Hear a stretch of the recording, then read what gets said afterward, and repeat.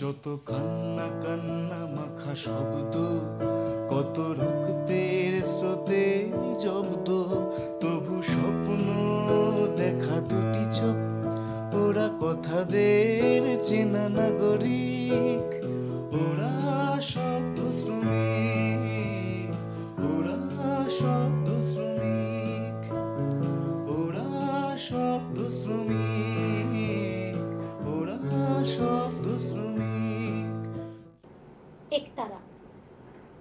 খেতে খেতে জল ঢেলে যে আকাশ একতারায় তুলত সুরের বন্যা, সে আজ নিজেই সাহারা।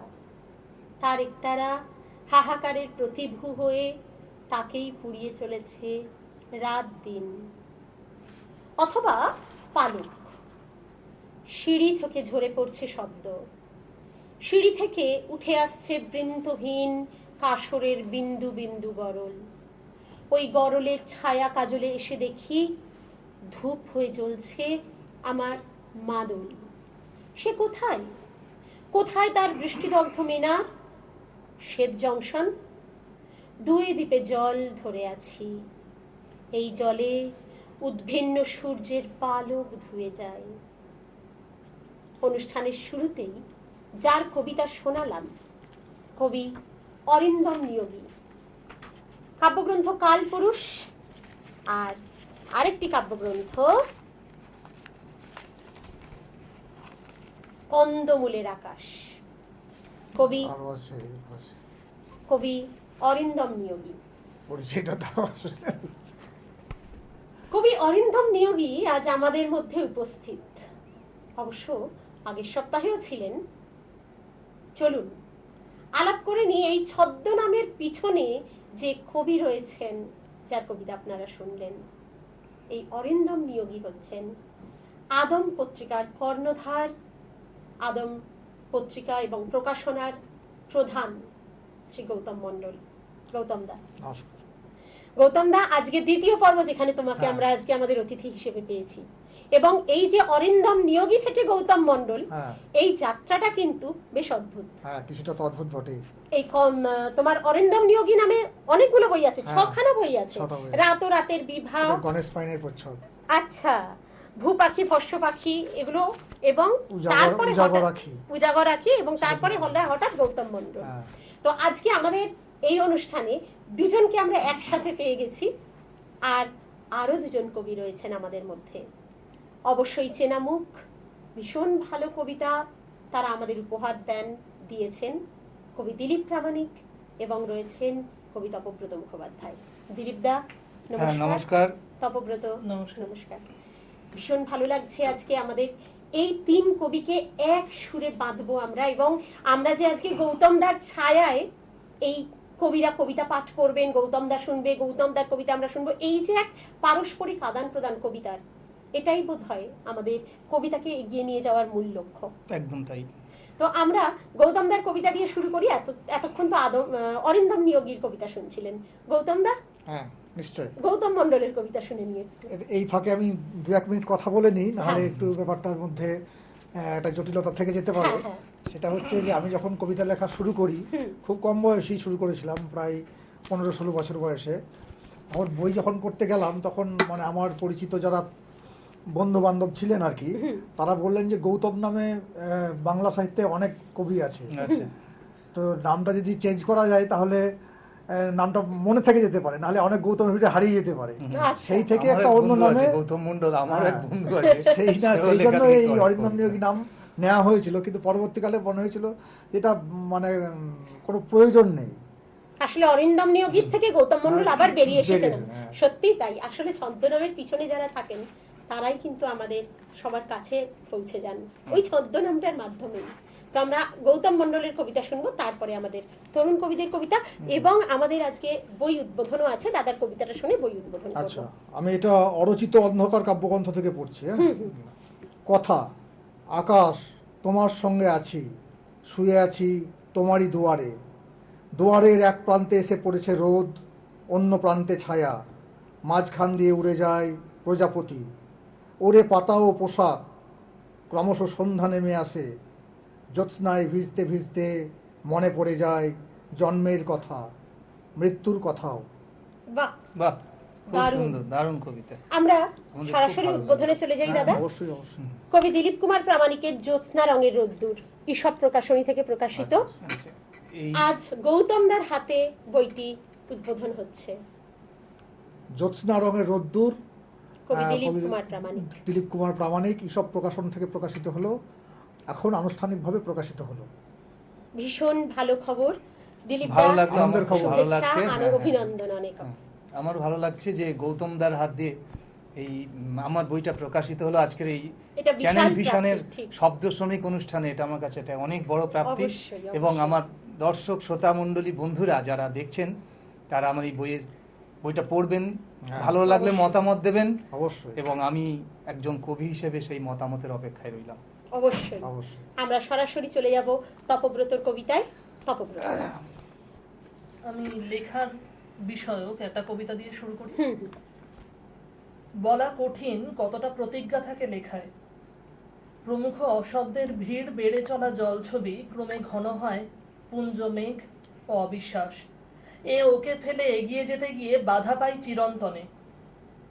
পিছনে যে রয়ে গেল বাড়ানো তার হাত হাওয়া আঁকড়ায়। আমাদের খোলা মুখ হাহুতাশে স্পষ্ট।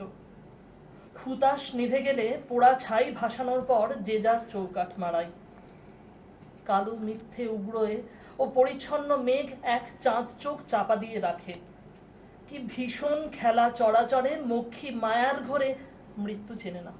তপব্রতর কবিতার এটাই মজা। আমরা যাব দিলীপ দার কবিতায়। দিলীপ দা, তোমার কবিতা। আমার কবিতাটার নাম হাত। হাত ধরে থাকো। বিবেক নগ্ন হতে বাধ্য হয়েছে, মাস্তুলে রবিবারের ভাবনাগুলো জড়িয়ে গেছে পিনহোল ক্যামেরার মতো। আজগুবি গল্প নয়, বর্ষিয়ান মায়াবী ফাল্গুন কতবার পলাশের হাত ধরে কেঁদেছে, কতবার সকালের আলো হারিয়ে গেছে ঘন বাদলের হাত ধরে। এভাবেই হাতে হাত রাখলেই কিছু একটা হয়ে যায়, তারিখও বদলে যায় সময়ের হাত ধরে। আর আমরা একটা সঠিক হাত খুঁজছি, একটু ঠিকভাবে বেঁচে থাকবো বলে। বাহ, একটা সঠিক হাত খুঁজছি একটু ঠিকভাবে বেঁচে থাকবো বলে। আমাদের প্রত্যেকের কথা কবিতাতে এভাবেই উঠে আসে। গৌতমদার কাছে গৌতম দা। জিজ্ঞাসা করব কবিতাটা কেমন লাগলো, যদি একটু মূল্যায়ন করেন। কবিতাটা তো প্রথমত কবিতা পাঠের ব্যাপার, মানে একবার শুনে কবিতাকে অনেক সময় তার মর্মস্থলে পৌঁছানো সম্ভব হয় না, কিন্তু আপাতত ভালো লাগলো। এটা যদি পড়ে পাঠ প্রতিক্রিয়া দেওয়া হয় তাহলে সেটা অনেক আরো বেশি ভালো হবে। ভালো হবে আর কি। আমরা চলে যাব তপব্রতর কবিতায়। আমার এই কবিতার নাম নিলাম। নামকরণের মতো সরল একটি একান্ত চশমা খুলে রেখে নিলামের হাতুড়ির পাশে আসি। খাতক ঘরখানি সুদসহ আসল মেপে নেবে বলে হাতে হাতে তুলে দিই মোহ শৈশব। শব্দ আসে ধীর, প্রতিটি জেগে ওঠা আদরের ঘুম এ যাবৎ মেপে রাখা নিঝুম আড়াল থেকে এইমাত্র বিক্রি হয়ে যাবে। যে ঘরে জন্মদাগ যেন নারী বেখেয়ালে ছিঁড়ে গেলে ক্রেতাকুল স্বভাবত তুষ্ট হয়। তো আজকে আমরা দিলীপ দা এবং তপব্রতর কবিতা শুনবো, আর একটু একটু করে গৌতম দার প্রতিক্রিয়া শুনে নেব। আমাদের ভালো লাগবে সেটা, একদম। কারণ আমরা যা লিখছি গৌতমদার মতন একজন ব্যক্তিত্ব আমাদের সঙ্গে আছেন, একদম। তার থেকে কিছু পাওয়া আমাদের দিলীপ দার ইচ্ছা। কবিতা। কবিতাটির নাম যাপন। প্রতিটি বাদল জানে জল দিতে হয়। মাটিতে উপুর থাকে হাতের গণ্ডুস, ধরবার অবকাশ নেই বিভ্রান্ত চিবুকে। অবুঝ বাসর রাত নষ্ট হয়ে যায়। পাঠদান তবু জারি থাকে।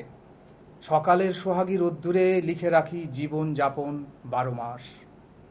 কালবেলা কেটে যায় দিনান্তে গোপনে। আমার নিশুতি দুঃখ উপোস করেছে একরাশ আক্রান্ত সুখ, তারই তো দোসর।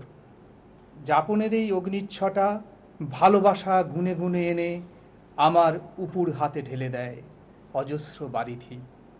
বধিরতা মাপ চাও তুমি, ক্ষমার অজস্র ফুল ফুটে আছে চোখের ভিতর। ক্ষমার অজস্র ফুল ফুটে আছে চোখের ভিতর। প্রথম পংক্তিটা অসাধারণ। প্রতিটি শ্রাবণ কি প্রতিটি শ্রাবণ জল দিতে হয় না, কি বলছেন? দেখছি কোথায় আমার হারিয়ে গেল লেখাটা। প্রতিটি শ্রাবণ জল দিতে হয়। দাদা তুমি এমনি বলো, তোমার ভিতর থেকে ওই একটা দুটো হ্যাঁ, লাইন। প্রতিটি শ্রাবণ জল দিতে হয়, এরকম একটা পংক্তি রয়েছে।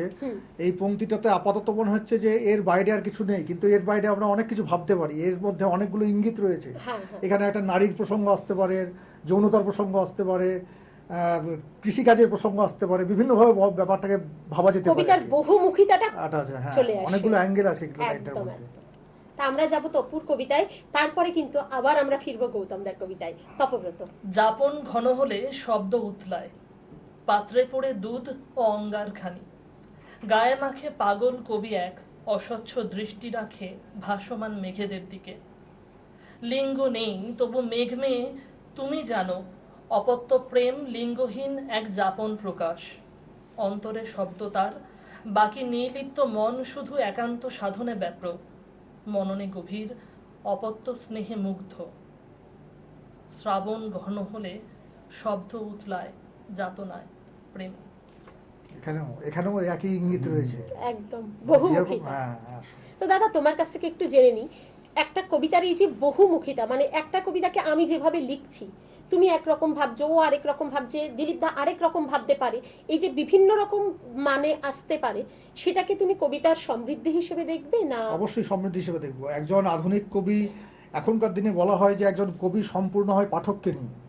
একজন কবি কবিতাতে যা কিছু বলছেন পুরোটা বলছেন না, কিন্তু আচ্ছা, অনেকটা জায়গায় ধূসর একটা জায়গা থেকে যাচ্ছে, সেই ধূসর জায়গাটাকে সম্পূর্ণ করবে পাঠক।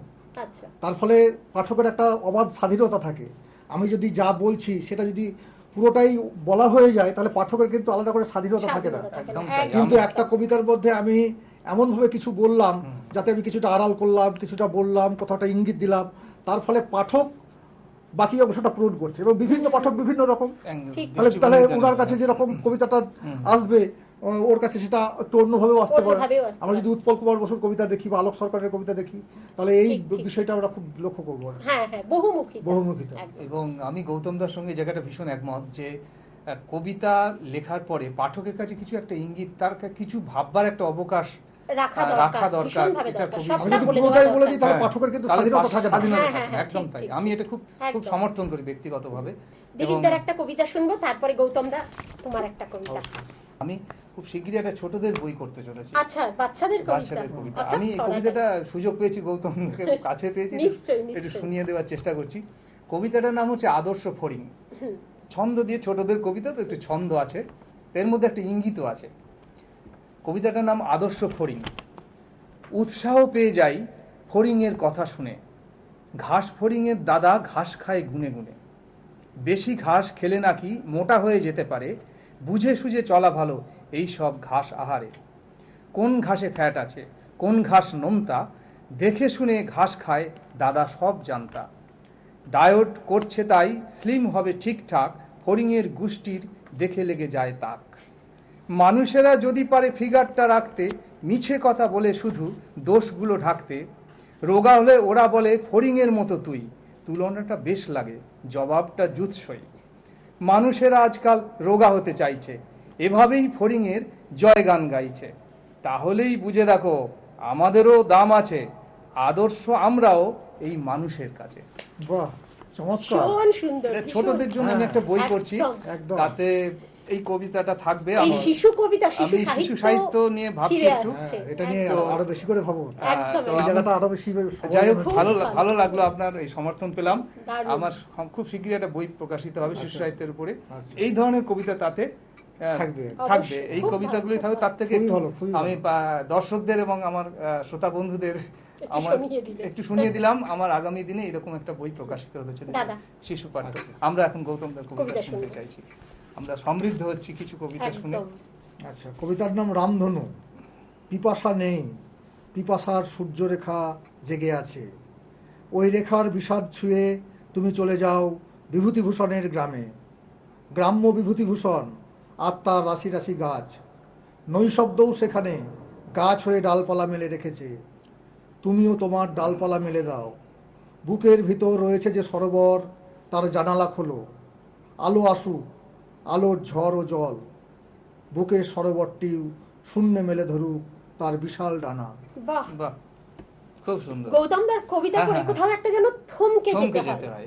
থামতে এত হয়। সুন্দর একটা ইঙ্গিত থাকে, একদম একদম, মানে এবং খুব সহজ ভাবে যারা আমাদের কবিতা- কোথাও গিয়ে হুম, থামিয়ে দেয়। থামিয়ে দেয়। যারা কবিতা ভালোবাসে, বোঝে তো নিশ্চয়ই কবিতা যারা, তারা গৌতমদার কবিতা পড়ে একটা জায়গায় একদম। পৌঁছবে যে ভীষণভাবে ইঙ্গিত দেওয়া হচ্ছে এবং ভাববার একটা অবকাশ তৈরি ঠিক, করে ঠিক, দেওয়া হচ্ছে। এটা আমাদের কলকাতা থেকে কল্যাণীর দিকে যেতে একটা বিশেষ কারণ, মানে একটা বিশেষ ভালো লাগা থাকে আমার জন্য, অন্তত সেই কাজটা করেছিল।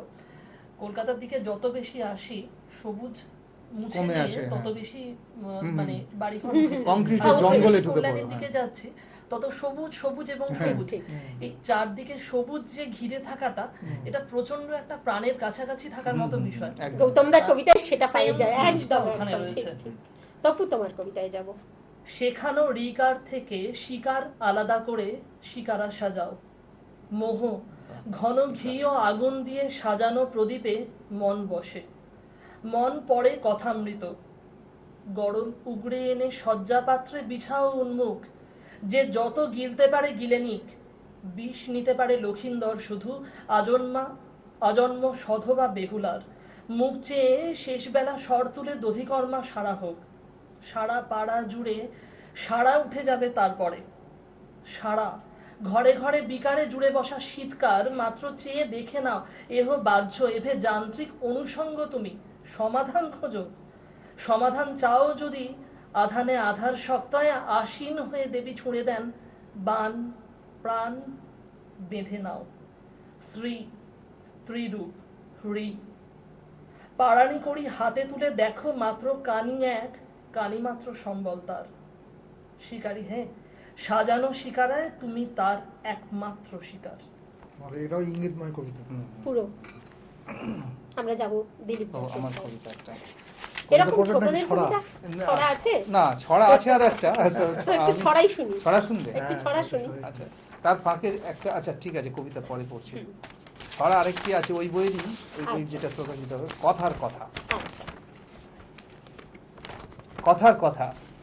যদি বলো গেরো আছে বেশি কথা বললে, কথার পিঠেতে কথা নাই মেনে চললে। চুপচাপ দেখে যাও যাহা কিছু ঘটছে, চুলচেরা ভাবনায় নেতারা তো চড়ছে। বাকযুদ্ধের খেলা খেলে যায় নেতারা, রাজনীতি এর নাম, আমরা তো গা ছাড়া। ক্ষমতা যেখানে যার তার হাতে বন্দি, মুখেতে কুলুপাঁটো হেঁটো না কাসুন্দি। দেখা হলে হেসে কথা, ঘাড় নেড়ে চলে যাও, না দেখার ভান করে নিজেকেও সামলাও। ডানে আছি বামে আছি সামনে বা পিছনে, সবেতেই ঘাড় নাড়ি না বুঝে ও না জেনে। কিন্তু ঝামেলা বাঁধে নিজের বিপদ হলে, পাশে আর কেউ নেই যে যার যাচ্ছে চলে। করার তো কিছু নেই আমিই তো এই ধারা, অন্যের কি বাদোষ নিজেই তো দিশেহারা। এই যে শিশু সাহিত্য ধীরে ধীরে কিন্তু হারিয়ে যাচ্ছে দাদা। না, হারিয়ে যাচ্ছে সেটাও বলবো না, শিশু সাহিত্য লেখা হচ্ছে। আচ্ছা, শিশু সাহিত্য লেখা হচ্ছে, কিন্তু একটা সমস্যা হচ্ছে শিশু সাহিত্য তো শুধুমাত্র শিশুদের জন্য নয়, সবার হ্যাঁ, জন্য। সবাই একদম তাই। এখন যে সমস্যাটা সেটা হচ্ছে যারা নতুন প্রজন্ম উঠে আসছে আর কি, তারা তো বেশিরভাগই ইংলিশ মিডিয়াম থেকে আসছে। হ্যাঁ, হ্যাঁ, হ্যাঁ, বাংলা হ্যাঁ। সাহিত্য, তার ফলে হ্যাঁ, ঠিক, এই ঠিক, শিশু সাহিত্যে যে রস, হুম, সেই রস আস্বাদন থেকে তারা বঞ্চিত বঞ্চিত হচ্ছে। হচ্ছে। এটা ঠিক, খুব ঠিক, ভালো ঠিক। বলেছো, খুব হ্যাঁ, ভালো বলেছো। তোমার এবং- একটা কবিতা আমি একটু পাঠ করে হুম, শোনাই দাদা। sure, তোমার কবিতা, তোমার নিজস্ব কবিতাও আমরা শুনবো হ্যাঁ। একটা। কবিতা স্নান ঘর, আমি পড়ছি দুর্লভ শিখর দেশ, কবি গৌতম মণ্ডল। এই তো আকাশ, হাওয়ার বাঁকানো করিডোর, নদী তীরে থই থই করছে সবুজ। নদীও স্থির, এঁকে বেঁকে চলে যাচ্ছে নিসর্গের ভিতর। গায়ে মানিক মেখে নিঃসীম তারার আলোয় মাছেরা মেলে ধরছে তাদের গোপন স্নান ঘর। বাহ, সোনার থালার মতো ঝলমল করছে অতল। বহুদিন পর এখানে এসে বেশ হালকা লাগছে। দুদিকে দুই পা ছড়িয়ে ভাবছি ভাবছি এখান থেকেই রোজ চন্দ্রগ্রহণ দেখব। বাহ, সুন্দর, অনুভূত। পড়া ঠিক আছে দাদা? অসাধারণ।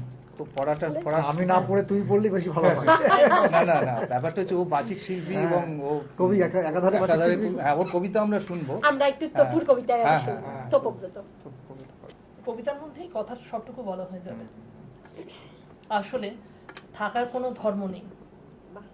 মানুষ যেমন কাঁটা তার বুঝতে না পেরে বহুকাল ছিঁড়ে খুঁড়ে ফেলেছে পোশাক, হাত, মুখ, শরীর, জনিদার, ধর্ম গড়িয়ে এসে ভিজিয়ে গেছে মাটি। বাহ, খুব সুন্দর। সাধারণ যাব দিলীপদার কবিতায়। ও তপু তো ছোট কবিতা পড়লো, আমারও একটা ছোট কবিতা পড়তে ইচ্ছে করছে ওর জন্য। বোতাম কবিতাটার নাম। চকচকে বোতামের মতো শুধু বুকের উপর লেগে রইলাম, একদিনও হৃৎপিণ্ডের ধুকপুক শুনতে পাইনি। শাহজাদার পোশাকও আমি নাজেহাল হয়েছি। কিভাবে প্রকাশ করি সুতো আমাকে কতটা টেনে রেখেছে। উফ, ছোট কবিতার বন্যা বয়ে যাচ্ছে। তো আমি বাদ যাই কেন? আমার একটা ছোট কবিতা শোনাই। তোমার কবিতা একটা আমরা না, শুনবো। একাধিক, হ্যাঁ, দুটো শোনাও। গৌতম দার আদেশ দুটো শোনাবো, আমি কিন্তু দুটোই শোনাবো। বেশ, আমরা আচ্ছা। শুনি দুটো কবিতা। আমার প্রথম কবিতা, শিরোনামহীন কবিতা পড়ছি। আয়নার সামনে আমি আমাকে নকল করে রাখি। আর দ্বিতীয় কবিতা, সবুজ পথের কাছে চড়া হয় বৈশাখের ক্রোধ। সবুজ পথের কাছে চড়া হয় বৈশাখের ক্রোধ, এমনই সব নীরব অবরোধ। বাহ, আমরা আমরা আমরা আলোচনা এবং মানে এটা তো কবিতার মধ্যে ক্ষুদ্রতম কবিতা হয়ে গেল। না না, ও একটু একটু আলোর গল্প বলে ওর একটা বই আছে, সেখান থেকে অল্প পড়লো অল্প সম্ভবত। আলোর গল্পে হ্যাঁ, হ্যাঁ, এক পংক্তি দু পংক্তির কবিতাও রয়েছে। কবিতা রয়েছে, এটা সেইখান থেকে বিনয় ও মজুমদারের বই সম্ভবত আছে এক পড়লো। পংক্তির কবিতা। হ্যাঁ হ্যাঁ হ্যাঁ, একদম। তো আমরা ভালো লাগছে এইভাবে। প্রায় হ্যাঁ, শেষ পর্যায়ে এসে গেছি, তিনজনের তিনটে কবিতা শুনবো এবং গৌতম দার কবিতা দিয়ে অনুষ্ঠান শেষ করব। তপব্রত। আহা জীবন বই গেল, মেপে নিতে জলের গেলাস উল্টে ঘরে ছড়িয়ে গেল। অচির মেঘ আহা রাধে মাথুর এমন সয়েই গেল, বই গেল। বাঁশি আহা নাই বা বাজুক, ছায়ার সুখে তন্দ্রা সাজুক, চোখের তারার মন্তাজে চোখ বেঁধে যদি রয়েই গেল, বই গেল। আহা জীবন ভেসে যাবার কারণ যদি নাই থাকে আজ, ধরন যদি ক্ষয়েই গেল, বই গেল। বাহ, দাদা বই গেল। হ্যাঁ, হয়ে গেল। দিলীপ দা। আমি আমার যে কাব্যগ্রন্থটি প্রকাশিত হলো তার সূচনায় যেটি বলা আছে কবিতাটা, প্রবেশক। প্রবেশক কবিতাটি বেশ। শুধু পড়ে শেষ করব। হুম। উদ্ভ্রান্ত জ্যোৎস্নার মতো বিকেলের রোদ্দুরকে প্রশ্ন করেছিলাম, তুমি সন্ধ্যার অন্ধকারে ডুবে গেলে আমার কাজ শুরু হয়ে যায়। আমার সন্ধ্যা থেকে ভোর পর্যন্ত দীর্ঘ যাত্রা, অথচ তোমরা কেমন ভাগাভাগি করে দিন পার করে দাও। সকালের মিষ্টি রোদ্দুর, দুপুরের গনগনে, আর বিকেলের তুমি। আমার প্রশ্নের উত্তরে সে শুধু বলল, বিকেলের আমিকে ভালোবাসলেও দুপুরের আমিকে সবাই আড়াল করে, তোমাকে আড়াল করার কেউ নেই। আমি বুঝলাম ভালোবাসা নিয়ে দীর্ঘদিন দীর্ঘকাল বেঁচে থাকা যায়। আহ, আর সেই ভালোবাসা নিয়ে বেঁচে থাকতে থাকতে যে কবিতার দরকার হয়, সেই কবিতা আমাদের মধ্যে চিরশাশ্বত হয়ে থাকুক। গৌতম দা। আমি, উনি বিভব কবিতা পড়লেন, আমিও আমার শেষ বইয়ের বিভব কবিতাটা তাহলে পড়ি। সেটা আকারে বেশ ছোটই, সুবিধে হয়ে তোমাদের। অন্ধকার রচনা করি যেভাবে আকাশ রচনা করে নিজেকে, বুঝি অন্ধকারী আকাশের আলো মৃত্যুর ছদ্মবেশ। বাহ, অন্ধকারী আকাশের আলো মৃত্যুর মৃত্যুর ছদ্মবেশ। ছদ্মবেশ। বাহ, খুব সুন্দর, খুব সুন্দর কথা। দাদা, হুম। দিলীপদার হাতে আজকে অবশ্যই। তুমি একটু সম্মান তুলে দাও। শব্দ শ্রমিক সম্মাননা চ্যানেল ভিশনের পক্ষ থেকে গৌতম দা তুলে দিচ্ছেন কবি দিলীপ প্রামাণিকের হাতে। দাদা, তপব্রতর সাথে তপব্রত মুখোপাধ্যায়কে সম্মাননা তুলে দিচ্ছেন কবি গৌতম মণ্ডল। গৌতম দাকে পেয়ে আমরা আপ্লুত, সত্যি ভীষণ ভালো লাগছে। গৌতম দা, আমারও খুব ভালো লাগলো। ভালো লেগেছে গৌতম দা। যেতে যেতে তোমার কাছ থেকেই শুনে যাই, একটা কবিতার এরকম অনুষ্ঠান কতটা জরুরি? কবিতার অনুষ্ঠান হওয়া খুবই জরুরি, তার কারণ কবিতার অনুষ্ঠানে শুধুমাত্র কবিতা পড়া হচ্ছে তা তো নয়। এই যে তিনজন কবিতা পড়লাম, এর আগে আরো দুজনের সঙ্গে পড়লাম, কবিতা নিয়ে আলোচনা তাহলে কবিতা নিয়ে তাদের কবিতার সঙ্গে আমরা সম্পর্কযুক্ত হলাম। সবসময় যে সমস্ত বই আমাদের হাতে এসে পৌঁছায় তা নয়। ঠিক ঠিক অনেক সময় আমি যেমন দিলীপ দার লেখার সঙ্গে পরিচিত ছিলাম না, ওর লেখার সঙ্গেও পরিচিত ছিলাম না, এখানে এসে পরিচিত হলাম। পরবর্তীকালে তাদের কবিতা যদি কোথাও পড়ার সুযোগ হয় তাহলে একটা প্রত্যাশা তৈরি হবে তাদেরকে ঘিরে, এবং একদম, কবিতাটা পাঠ করতে অগ্রসর হবো আর কি। ঠিক ঠিক ঠিক এভাবেই সবার সঙ্গে সবার সম্পর্কটা তৈরি হওয়া দরকার, কবিতার মেলবন্ধন হ্যাঁ। তৈরি হয়, একদম একটা ভাব বিনিময় হয়, একদম নিশ্চয়ই। সেটা এবং খুব দরকার। সেই সূত্র নিয়েই আমরা এগিয়ে যাব এই শব্দ শ্রমিকের সাথে। আজ শব্দ শ্রমিকের পক্ষ থেকে আপনাদের সবাইকে শুভেচ্ছা, ধন্যবাদ। নমস্কার। নমস্কার। নমস্কার।